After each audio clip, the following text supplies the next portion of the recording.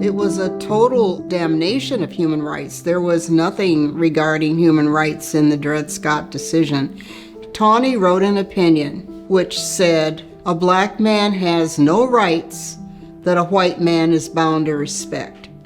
So that was the spark that started the Civil War in the United States. His pen lit the fuse. Man's right to liberty is self-evident. There is no need of argument to make it clear. To decide against this right in the person of Dred Scott, or the humblest and most whip-scarred bondsman of the land, is to decide against God. People who were against the extension of slavery and abolitionists who were just against slavery, period, really stepped up their efforts towards making sure that Dred was not the law anymore.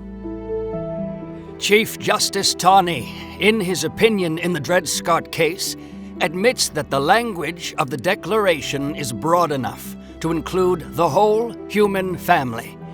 But he argues that the authors of that instrument did not intend to include Negroes. I think the authors of that notable instrument intended to include all men.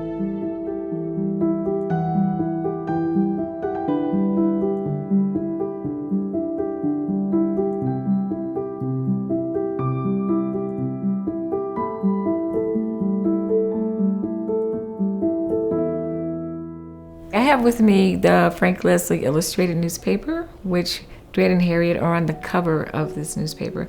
It's a long article and it gives us a lot of information about them. This particular interview was published on June 27th of 1857, just shy of a month of the time they actually got their freedom, which was on May 26th. And it was around 3 to 4 months around the time that they actually heard the verdict of the Dred Scott decision. So within 4 months, they're nationally all over the country on the front of the newspaper.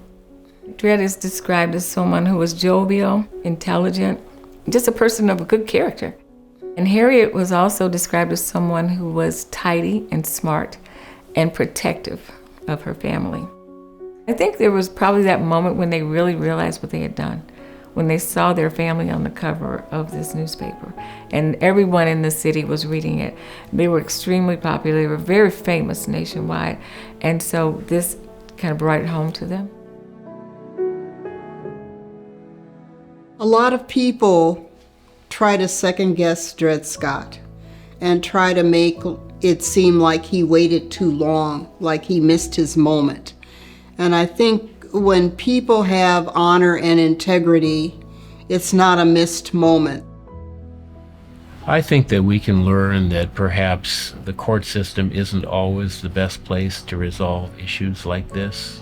It shows you what a decision like this, poorly done as it was, a decision lacking in, fundamental law and fundamental morals, can do to the country.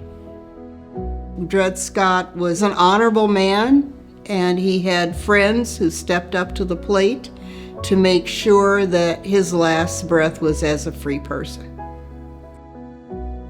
Harriet Scott was also freed. Her children were freed.